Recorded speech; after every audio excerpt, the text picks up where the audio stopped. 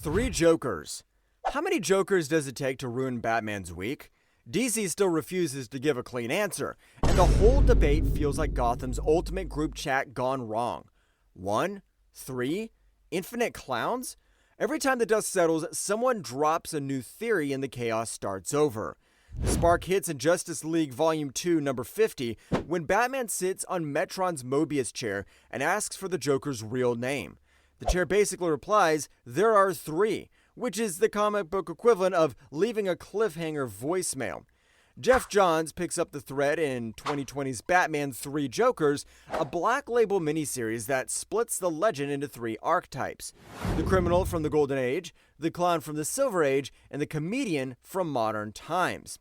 The story pins Barbara Gordon's shooting on the comedian and Jason Todd's brutal beating on the clown, while the criminal tries to turn Joe Chill into Joker 4.0. What makes it even messier, Black Label isn't strictly main continuity, and later Batman comics either ignore or side-eye the whole idea, which basically screams, yeah, it should be canon, but we don't want it to be. To me, every Joker story is already a mind game, so this chaos just fits right in. Whether there's one man or a whole chaotic squad, the question keeps Gotham's favorite mystery laughing forever. Who actually is Lincoln March? Was Lincoln March really Bruce Wayne's long-lost brother, or just Gotham's slickest gaslighter? Well, that's the riddle Scott Snyder left dangling like a broken bat signal, and it's still driving fans, especially me, a little feral. Because every clue feels convincing, until you remember Gotham's #1 export is elaborate mind games. March shows up in Batman Volume 2, number 1, during the New 52 era as a charming mayoral candidate who conveniently survives an assassination attempt. He quickly slides into Bruce's circle with all handshake smiles and hidden daggers. By the time the Court of Owls storyline hits full steam, it's clear he's not just some ambitious politician, he's tied to the court's creepy urban legend vibes. The big mic drop lands in Batman number 10 when March lures Batman into an abandoned Willowwood Children's Hospital and lays out a soap opera bombshell. He's Thomas Wayne Jr., the secret baby born after a car crash at, wait for it, Lincoln and March Streets. Literally the same names as his. He even waves around family trinkets to sell the story. What makes it even messier? There's zero hard evidence. No DNA test, no buried records, nothing but March's own words. Batman calls bluff, but he never fully rules it out. And if even Batman is confused, then I suppose we all should be too. March later bankrolls chaos in Batman Eternal and Robin War, staying very much alive and a bit annoying, without us knowing his real backstory. Personally, I love the troll energy here. It's pure Gotham to keep the Wayne brother question unsolved and eternally up for debate. Donna Troy's multiple origins. Donna Troy might be the only hero whose origin story changes more than her costume, and that's saying something in the DC multiverse. Every time writers try to lock it down, the timeline laughs and shuffles the deck again. It's like watching someone hit shuffle playlist on her life.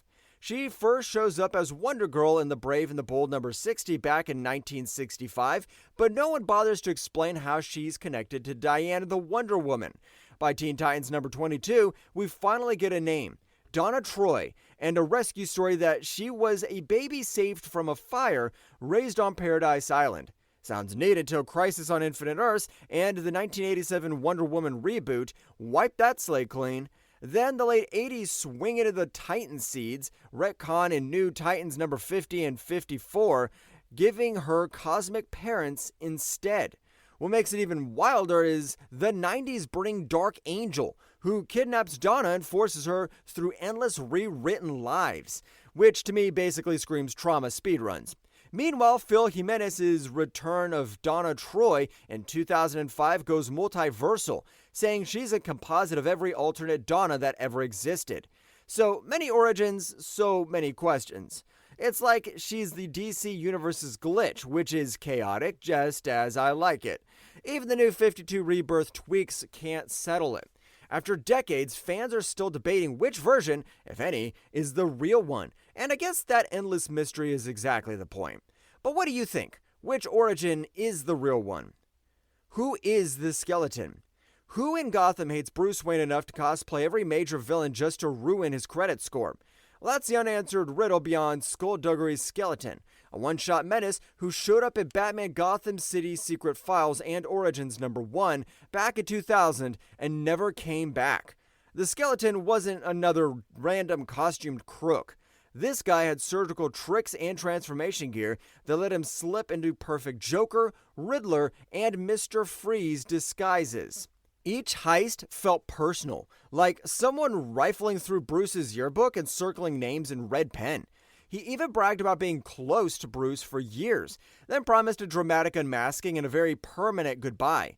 Brian K. Vaughan and Marcos Martin built the short like a pilot episode.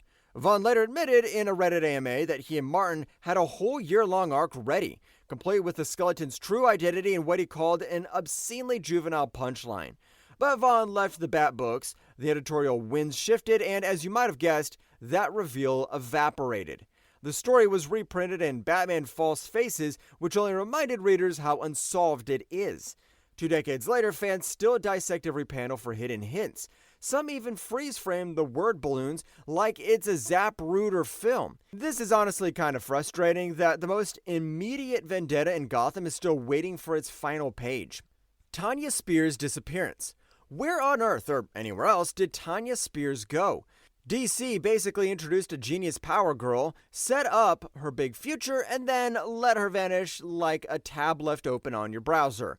To this day, there's no official She's Fine panel, which drives longtime readers, especially me, slightly unhinged. Tanya shows up in World's Finest #23 as a young prodigy who inherits the Power Girl name after Karen Starr disappears. She gets some action with the Teen Titans in Teen Titans Volume 5, #5, and later joins Deathstroke's Government Squad in Deathstroke #21 during the Defiance arc. It's a solid hero resume, and honestly thought she'd be leading a team within a year. Then the Deathstroke Annual Volume 4, #1 plot flips everything. Haunted by dreams that the original Power Girl is trapped between dimensions, Tanya builds an etheric transponder and pulls Karen back. And guess what? She actually succeeds, sort of. Karen returns, but Kid Flash finds Tanya's body empty and unplugs the machine off panel, leaving Tanya's mind stuck in that pocket dimension. Talk about a hard reboot. What makes it even worse, Doomsday Clock #12 later drops Karen back into the continuity, yet Tanya never gets a proper reunion or even a throwaway line. Fans still trade theories about an off-screen rescue or editorial freeze-out, but honestly, it feels wild that someone this smart and powerful could be left just floating in comic book limbo with zero closure. But that's just me. Let me know in the comments if you feel the same. Onomatopoeia. Nobody, and I mean nobody, not you, not me, not even James Dokes, knows where Onomatopoeia crawled out from, and that's exactly why he feels scarier than half of Gotham's rogues gallery. No tragic lab accident, no secret Lazarus pit, just a guy in a mask who shows up, says nothing but sound effects, and starts deleting heroes like he's a cleaning inbox. And yeah, that name is a tongue twister. I still trip over it often. He first pops up in Green Arrow Volume 3, #12, and turns out the Sound of Violence arc into a horror movie. His hobby? Hunting down non-powered vigilantes. His communication style? Pure comic book Foley, like a walking soundboard, like blam, drip, clack. On top of that, he nearly kills Connor Hawke while never explaining a single thing about himself. Zero backstory, zero motive, just chaos, as we all love. Kevin Smith drags him over to Batman and Cacophony, where Onomatopoeia stabs the Joker, sparks a citywide mess, and then goes home to a normal suburban life with a creepy mask collection. Then in Widening Gyre, he cosplays as a new hero named Baphomet, earns Batman's trust, and ends the series by slicing Silver St. Cloud's throat while perfectly mimicking the sound of Bruce's utility belt hitting a table. Absolute mic drop. Except DC never gave us a sequel, so we really don't know what happens afterwards. He later slips into Teen Titans and other books, still alive, still unexplained. Fans keep arguing over his origin, his durability, even Silver's fate. Me, pretty much the same, but I'm just impressed that a guy makes sound effects staying this terrifying. Who or what is the Empty Hand? DC tossed that question into the multiverse and then ghosted us. And to this day, I am still side-eyeing the editors for it. This thing shows up like the ultimate final boss and then quietly slips out the back door. It's the comic equivalent of someone texting, "We need to talk," and never following up. Grant Morrison first teased the empty hand in the Multiversity back in 2014, calling it the hidden architect behind the creepy Gentry and their Oblivion machine. No big speech, no villain monologue, just a cosmic inspector checking if the multiverse is ready to be wiped. I honestly find it weird that we never even get a proper panel of the full figure, just hints and shadows.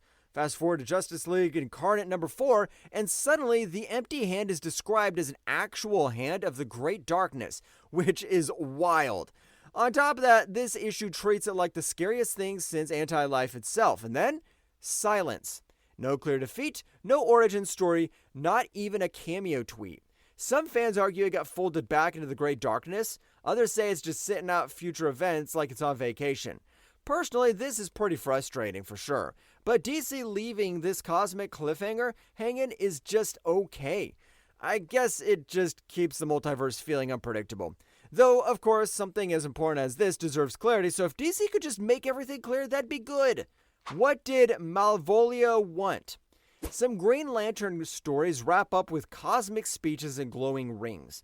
Action Comics number 632 to 635 ends like a riddle from the Trickster God. The whole arc follows Hal Jordan into a forgotten sector ruled by a human who calls himself Lord Malvolio, a velvet cape drama king with a power ring and a serious need for attention.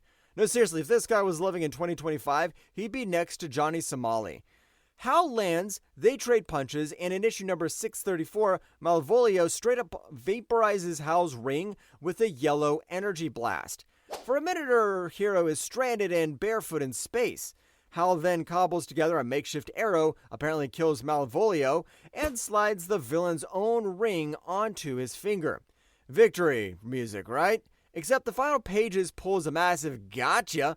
The entire setting melts away, the locals vanish, and Malvolio's monologue says that this was his plan all along, which was that Hal was meant to take his ring. Since this ending, we never see Malvolio appearing ever again. What's wild is that DC never circles back. Why did Malvolio want Hal to take his ring? Fans still argue that Malvolio's ring could have been a Trojan horse. Maybe it influenced Hal's later meltdown in Emerald Twilight. Maybe it was seeding some long game we never saw. I honestly find it weird that a handoff that obvious never got a single payoff panel. 4 issues set up a sinister chess move, then the chessboard just vanishes.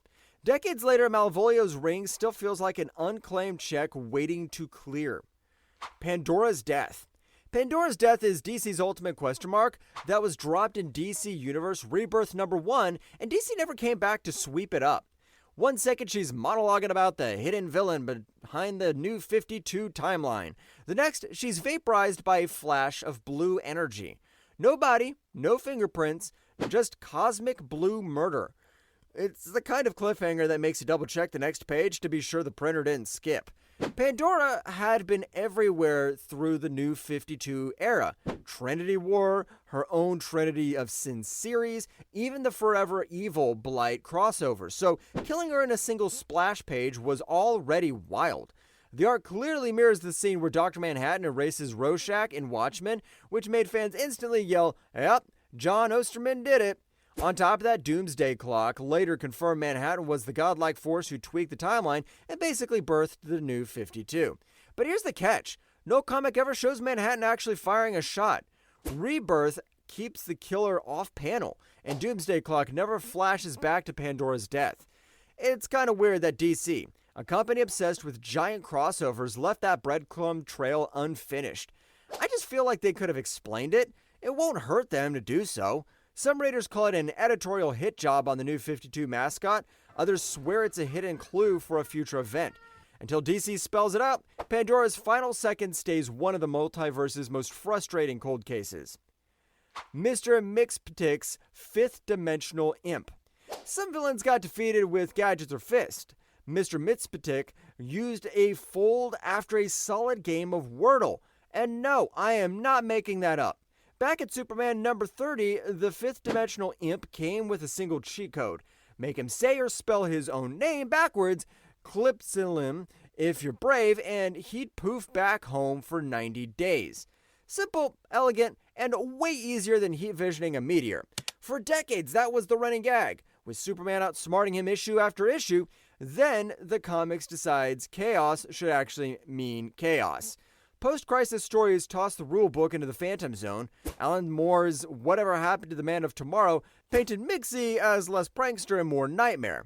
By Adventures of Superman number 441, you trick him into painting his face blue.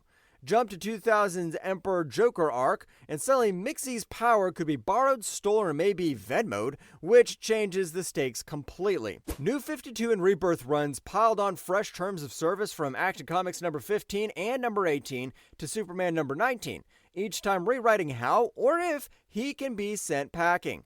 What's wild is how the inconsistency fits the character. Maybe the shuffling rules are him trolling every continuity at once. Maybe it's just DC editorial having a mood swing. Either way, the question of whether Mxyzptlk's limits are real or self-edited stays one of Superman's funniest unsolved headaches. Two versions of Jason Todd's resurrection. So how did Jason Todd claw his way back from the grave? Well, this has never been settled, and the arguments are almost as bloody as the crowbar that killed him. One camp swears the universe itself glitched, another say the League of Assassins just went full spa day with the Lazarus Pit. Both stories are canon, which is either brilliant or, as I like to say, pure chaos. Jason famously dies in 1988's A Death in the Family after the Joker beats him down and leaves a warehouse to explode. The grave is filled, the Bat family mourns, case closed. Except years later, he storms back into Gotham as the gun-toting Red Hood in Batman number 635, and everyone wants to know who hit the cosmic undo button. Batman Annual number 25 leads into the big Infinite Crisis event, blaming Superboy's prime reality punch tantrum for nudging the timeline and letting Jason's body wake up like a glitched save file. On top of that, Red Hood, The Lost Days, shows Talia and Ra's al Ghul scooping up the half-alive wandering Jason and dunking him into the Lazarus Pit, which explains the assassin level upgrades and violent mood swings. To me, I love that both explanations sit by side, because, of course, Gotham thrives on messy overlap. Did cosmic punches spark the return? Did the pit finish the job? Well, decades later, and Jason himself might not know, and that mystery keeps the Red Hood's comeback as unsettling as the night he died. Who is the Phantom Stranger? DC's been dodging that question longer than most of us have been alive, and it's kind of hilarious at this point. Every time a comic hints at an answer, another book shows up to say, or maybe not. The Stranger first drifted onto the page in The Phantom Stranger number 1 back in 1952. Basically a trench coat cryptid who drops ominous wisdom and then vanishes. By the late 60s, he's starring in Showcase number 80, still being all mysterious guide with zero backstory. Then, Secret Origins Volume 2, number 10, went full chaos mode and printed 4 completely different origins in one issue. Cursed Biblical Wanderer, Rebellious Angel, Cosmic Errand Runner, you name it. No winner, just pure vibes. Later writers kept piling on. Vertigo Stories played with Kabbalah and hinted he might be some divine temp. Then in New 52 hit in 2012 and Phantom Stranger number 0 casually dropped the wildest idea yet, he's Judas Iscariot, doomed to wander until he earns redemption. DC, did you just seriously go down that direction and moved on like it was nothing? On top of that, each origin tweaks his powers and purpose so you can't even pin down what he is. Guide, Penitent, Cosmic Hall Monitor, take your pick. Until DC decides to stop playing keep away, the Stranger stays what he's always been. A walking question mark who just happens to have an impeccable sense of fashion. What happened to Dr. Stratos? Some cliffhangers haunt you because they never get a sequel. Dr. Stratos is basically the poster child for, hello, it's me, the dangling plot. In Adventures of Superman number 431, this Greek god cosplayer decides the best way to impress Zeus is by holding the entire planet hostage with a storm-making satellite. Superman spends the issue racing hurricanes and dodging lightning until he finally corners the guy in a cliffside lair. Stratos answers with a custom lightning cannon. Superman blocks the shot, and both gets fried. Classic villain falls into the sea moment, except the ending goes full kaiju. On the first splash page, a skyscraper-sized bubblegum pink titan rises from the ocean. Same facial features, now looking like Poseidon's gym bro cousin, and he bellows that he's become a literal god. Then, credits roll. No next issue, no tie-in, nothing. What makes it even wilder is that this was Stratos' first and only appearance. Later comics never check the weather, let alone explain whether he's drowned, ascended, or only started an Only Gods account. Fans still post that final panel like a jump scare, and I honestly find it hilarious that a single page from the 80s has more what now energy than entire modern crossovers. Time Trapper's identity. Who actually hides under the hood of the Time Trapper? DC has been dangling that question since 1964, and it's still giving continuity nerds a collective migraine. Every time the mystery looks solved, the timeline flips the table and serves a brand new answer, like the universe itself is rage baiting us. The Trapper first shows up at the literal end of time in Adventure Comics number 317, blocking the legion of superheroes from peeking into their own future and throwing chronal traps that age or cage heroes for fun. He's less a dude in a cloak and more a cosmic keep-out sign. For years that worked until DC decided to explain him. During the 1994 zero-hour tie-ins, the big reveal lands. He's actually a warped, time-stranded future of Rock Kryn, aka Cosmic Boy. Tragedy, tidy, heartbreaking, until it isn't. Fast forward to Final Crisis Legion of 3 Worlds number 5, and suddenly the Trapper is an older, nastier Superboy Prime. You know, the embodiment of every bad timeline rolled into one multiversal tantrum. What makes it even worse, plenty of pre-crisis stories treat the Trapper as pure end-of-time energy, not any one person at all. It's kinda confusing really, so I would get it if you feel frustrated. It's like the DC Universe keeps saying canon is what we say today. So, in the end, is the Time Trapper a single villain, a job title, or a universe's favorite running gag? Decades later, the clock's still ticking with no final answer. Well, that's it for this one. If you liked the video, hit that like button, subscribe for more, and ring the bell so you never miss a drop. Craving more stories from comics, movies, and beyond? Check out this video right here. Cheers, and see you in the next one.